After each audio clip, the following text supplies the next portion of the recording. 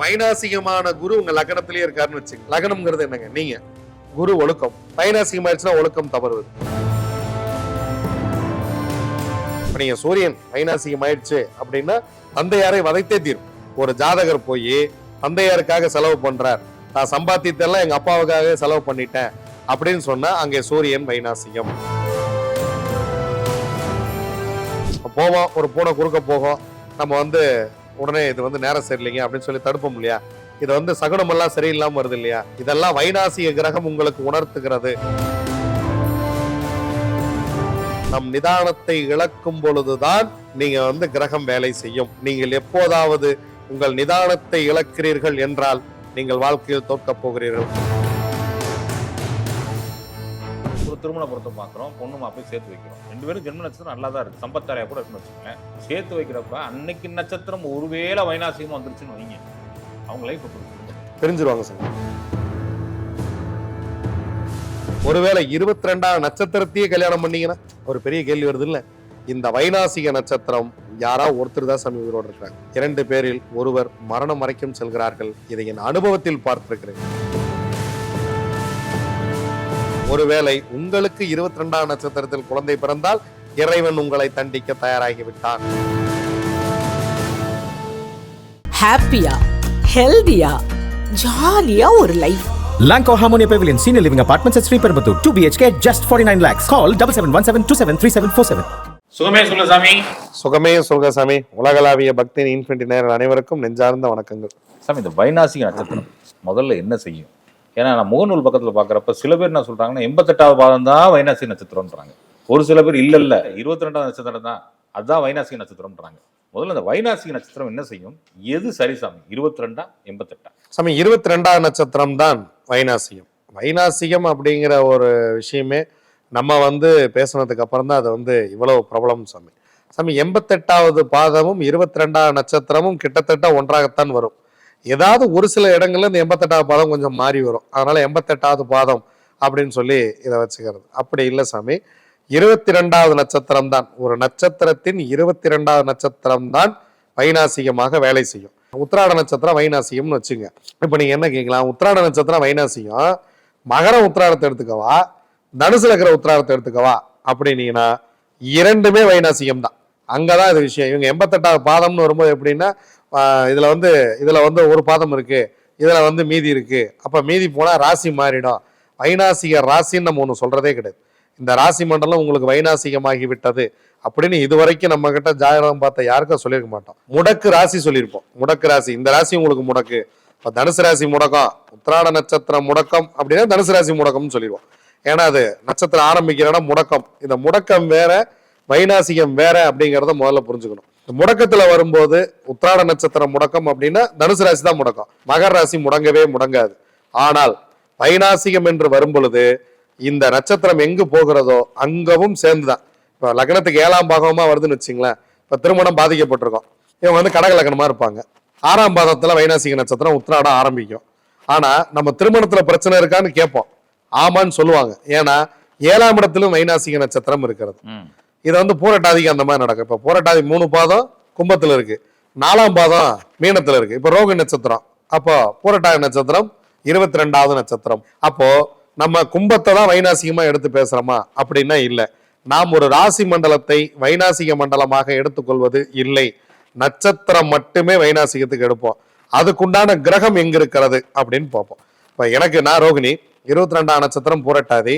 அப்ப எங்க வேலை செய்யும் அப்படின்னா கும்பராசி மண்டலம் வேலை செய்யும், மீனராசி மண்டலம் வேலை செய்யும், பூரட்டாதி நட்சத்திரம் முடிகிற வரைக்கும் வேலை செய்யும். இப்ப சனி பூரட்டாதியில் இருக்கிறாருன்னு வச்சுங்களேன், பூரட்டாதி கடந்து போனார்.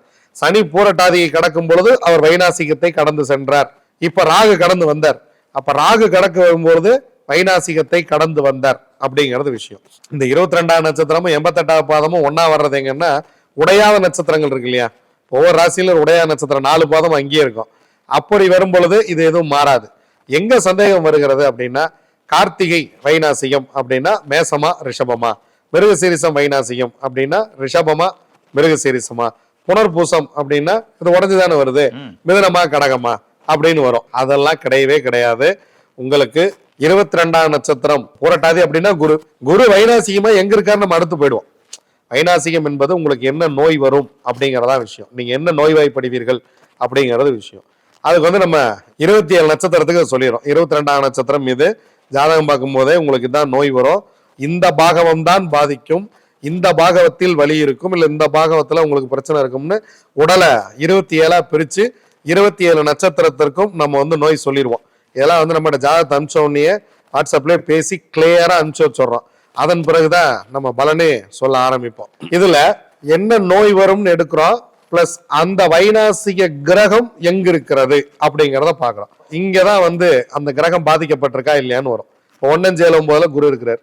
ரோகிணி அஸ்தம் திருவோணம். குருவை 22ஆம் நட்சத்திரமா வருவாரா? ரோகிணிக்கு 22ஆம் நட்சத்திரம் பூரட்டாதி, அஸ்தத்துக்கு 22ஆம் நட்சத்திரம் புனர்பூசம், திருவோணத்துக்கு 22ஆம் நட்சத்திரம் விசாகம். அப்ப குரு என்ன பண்ணுவாரு? வைநாசிகம் ஆயிடுவார். வைநாசிகமான குரு உங்க லக்னத்திலேயே இருக்காருன்னு வச்சுங்க. லக்னம்ங்கிறது என்னங்க? நீங்க குரு ஒழுக்கம். வைநாசிகம் ஆயிடுச்சுன்னா ஒழுக்கம் தவறுவது. நீங்க வந்து சேராத சேர்க்கை, சேராத நண்பர்கள், கூடா நட்பு, முறையற்ற காதல், முறையற்ற உணர்வுகள், முறையற்ற பால் உணர்வு, குருநாதரை திட்டுறது, ஆசிரியர் மேல ஒரு மரியாதை இல்லாமல் நடந்து கொள்வது, இது எல்லாம் குருவோட பாட்டுல வந்துடும். அப்ப குரு எங்க வைநாசிகமாய் நிக்கிறாரோ, 2ஆம் இடத்துல நிக்கிறாரு அப்படின்னா வருமானம் இருக்காது. 3ஆம் இடத்துல நிக்கிறாருன்னா முயற்சி வெற்றி பெறாது. 4ஆம் இடத்துல இருக்கிறாருன்னா வீடே வாங்க கூட மாட்டார். குரு 4ல் இருப்பார். கேந்திரத்தில் தான் இருக்கிறாரு.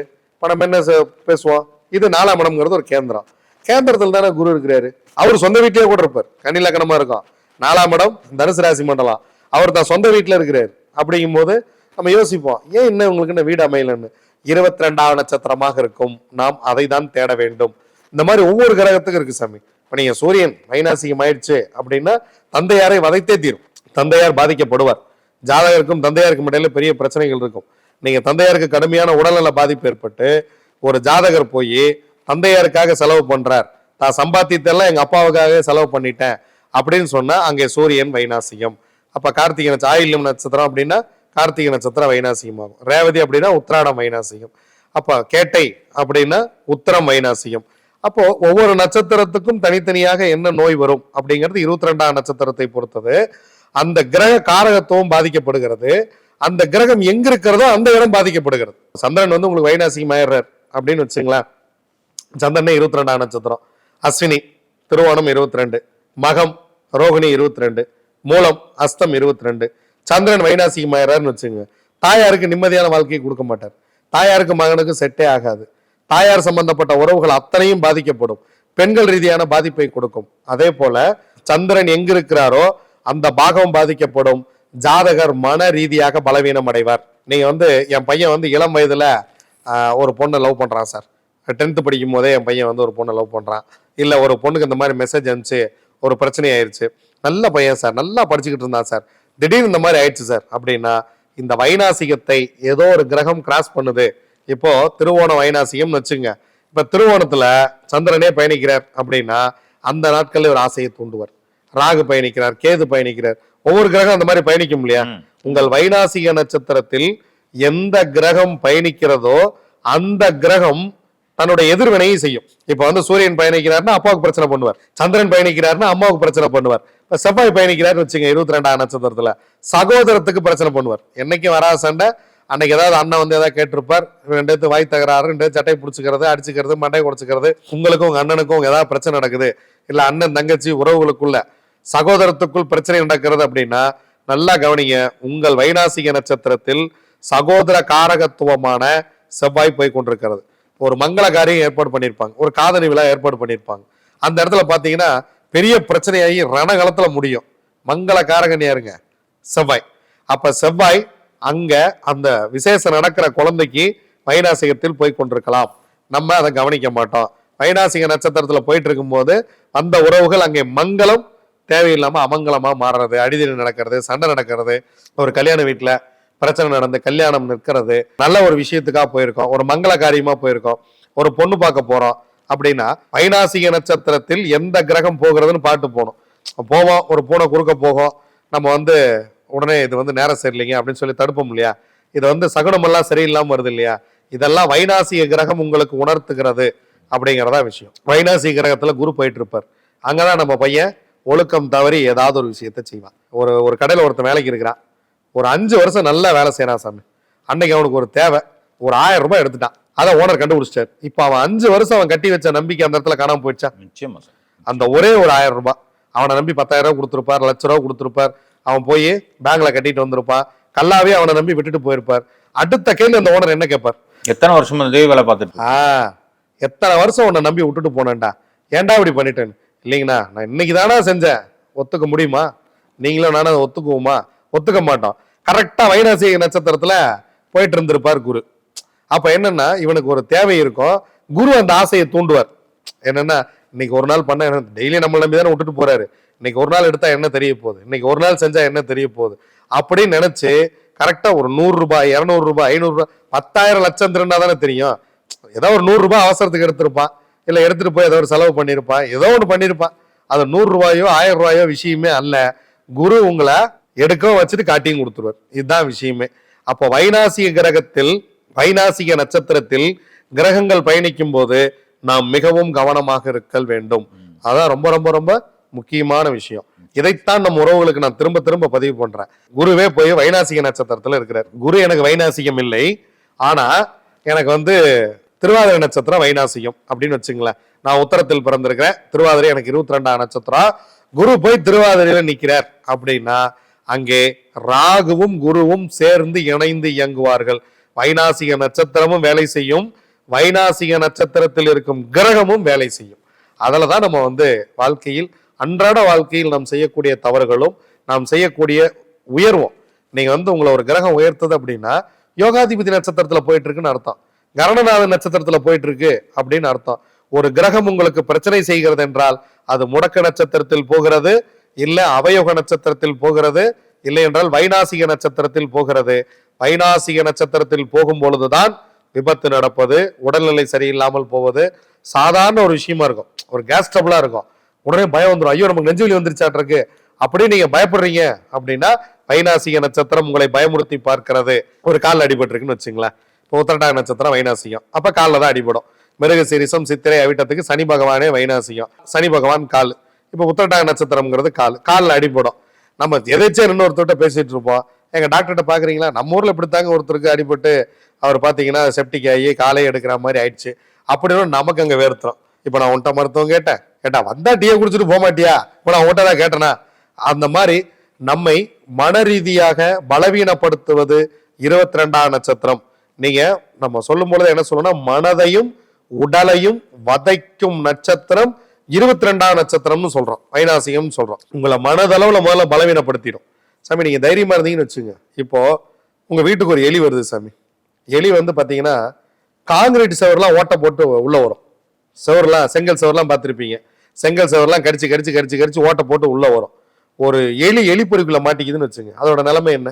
வெளியே வர முடியாது, உள்ளே தான் மாட்டிட்டு இருக்கும். அந்த எலி மட்டும் நிதானமாக நின்று யோசித்தால், ஒரு செங்கல் செவரை கடிச்சிட்டு வர்ற எலியால அந்த மரத்தை கடிக்க முடியாது. என்ன மரத்தை எலியால கடிக்க முடியுமா? முடியாதா?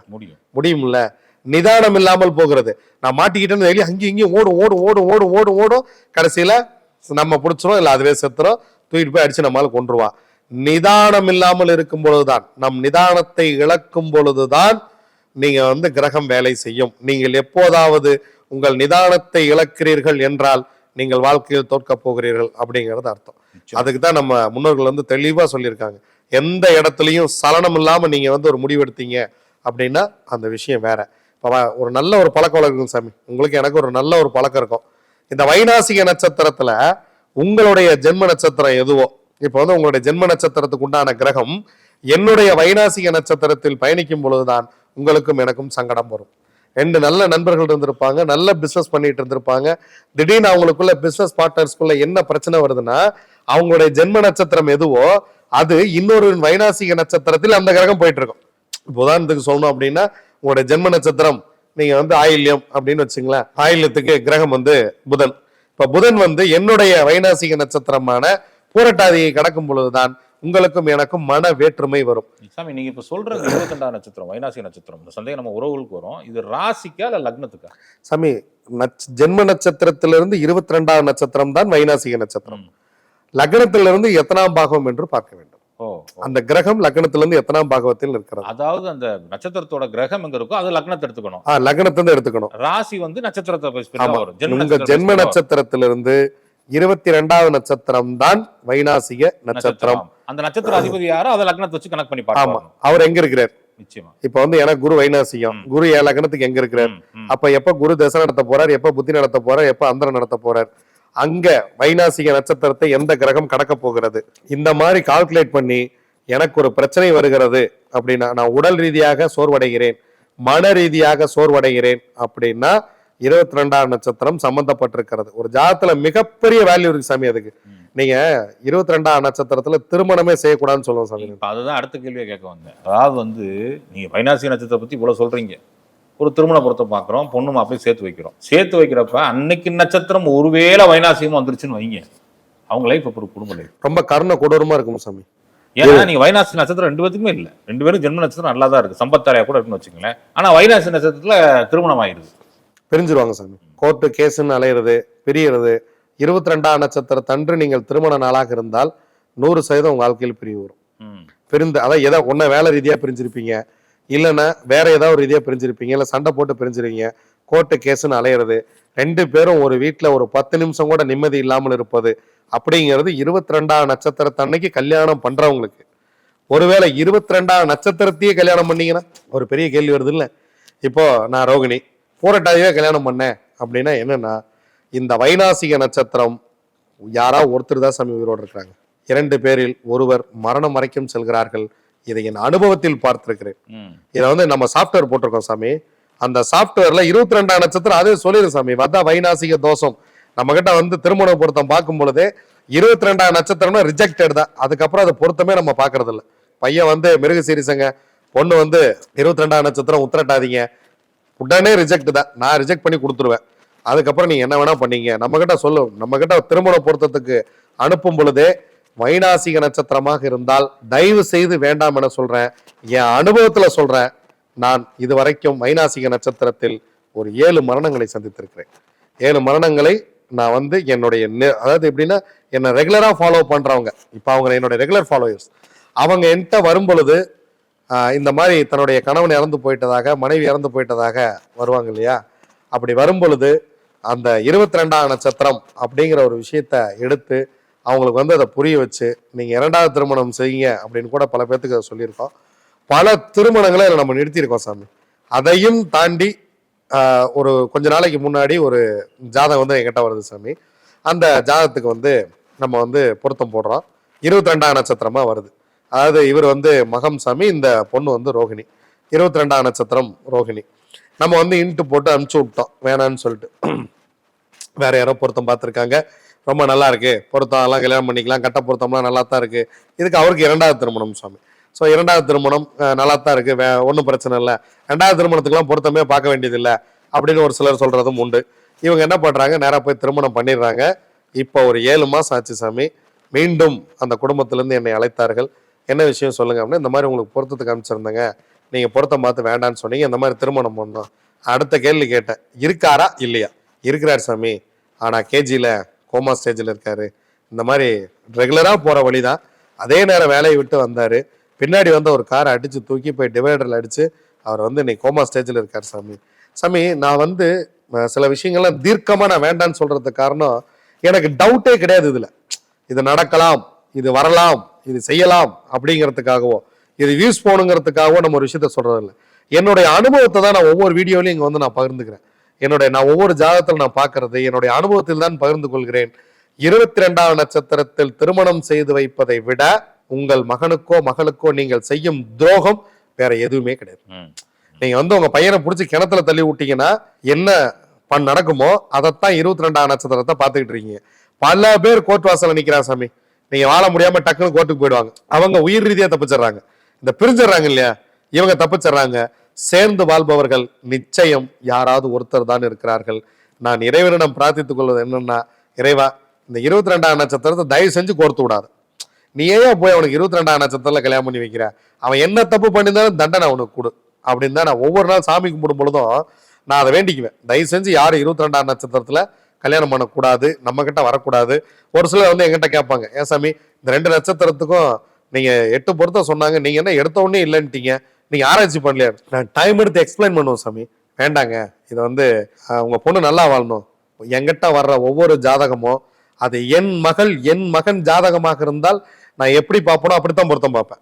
நீங்க வந்து பொருத்தம்ங்கிறதுக்காக வந்துருச்சு, சிஸ்டர்ல 8 பொருத்தம் வந்துருச்சு, சரிம்மா கொடுத்துருமா அப்படிலாம் சொல்லவே மாட்டேன். என் பையனுக்கு நாளைக்கு நான் பொருத்தம் பார்ப்பேன்ல, என் பையன் அரசத்துக்கு நான் பொருத்தம் பார்த்தா நான் எவ்வளவு தெளிவா பார்ப்பேன். என் பொண்ணு ஆர்த்திக்கு நாளைக்கு நான் பொருத்தம் பார்த்தா எவ்வளவு தெளிவா பொருத்தம் பார்ப்பேன். அந்த மாதிரி தான் ஒவ்வொரு ஜாதத்தையும் நான் பொருத்தம் பார்ப்பேன். அந்த இடத்துல 22ஆம் நட்சத்திரம் வந்தா கடவுளே வந்து சொன்னாலும் சரி, அதுக்கு நான் உடன்பாடு இல்லை. வேண்டாம் வேண்டாம் வேண்டாம். 22ஆம் நட்சத்திரத்தில் திருமணம் செய்ய வேண்டாம். 22ஆம் நட்சத்திரத்தில் பார்ட்னர்ஷிப் வேண்டாம்.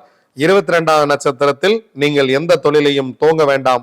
நீங்க ஒருவேளை உங்களுக்கு 22ஆம் நட்சத்திரத்தில் குழந்தை பிறந்தால் இறைவன் உங்களை தண்டிக்க தயாராகி விட்டான். கேட்கணும்னு நினைச்சு நீங்களே சொல்லிட்டீங்க. நீங்க இதெல்லாம் சரி, நாங்க சேஃபர் சைடு எல்லாம் பார்த்து முடிச்சிட்டோம். ஆனா குழந்தை அந்த நட்சத்திரத்துல பிறந்துட்டா என்ன ஆகும்? கடவுள் கொடுக்கறதான சாமி, யோசிச்சு பாருங்க. நமக்கு தண்டனை கொடுக்கணும்னு கடவுள் முடிவு பண்ணிட்டார். இப்ப எப்படி கொடுப்பார் அப்படின்னா நம் குழந்தைகள் வாயிலாக, தாய் தந்தை வாயிலாக கொடுப்பார். சாமி, அம்மாவும் மகனும் 22ஆம் நட்சத்திரமா இருப்பாங்க. பேசிக்காதவங்களாம் நான் பார்த்திருக்கேன். 5 வருஷம் ஆச்சு சார் எங்க அம்மா முகத்தை பார்த்து, அதெல்லாம் ஒரு பொம்பளையா சார் அப்படின்னு கேட்டவங்கலாம் பார்த்துருக்கேன். அப்ப நம்ம எக்ஸ்பிளைன் பண்ணுவோம், தம்பி இதை நீ பேசல, உன் 22ஆம் நட்சத்திரம் உங்க அம்மா, அதனால புரிஞ்சுக்கோ, கிரகம் தான் இந்த வேலையை செய்கிறது. 22ஆம் நட்சத்திரத்துக்கு கோயிலுக்கு போயிட்டு வா, ரெடியானதுக்கு அப்புறம் உங்க அம்மா மீது உனக்கே நன்மதிப்பு வரும் அப்படின்னு பல பேர்த்த நான் சமாதானப்படுத்தியிருக்கேன். அப்பா 22ஆம் நட்சத்திரமா இருப்பார் சாமி. அப்பாவை டெவலப்பே யாரும் கூட மாட்டான் பையன். அந்தாலும் வீட்டுல இருக்கணும், இல்ல நான் வீட்டுல இருக்கணுமா அப்படிங்கிற அளவுக்கு போகும்.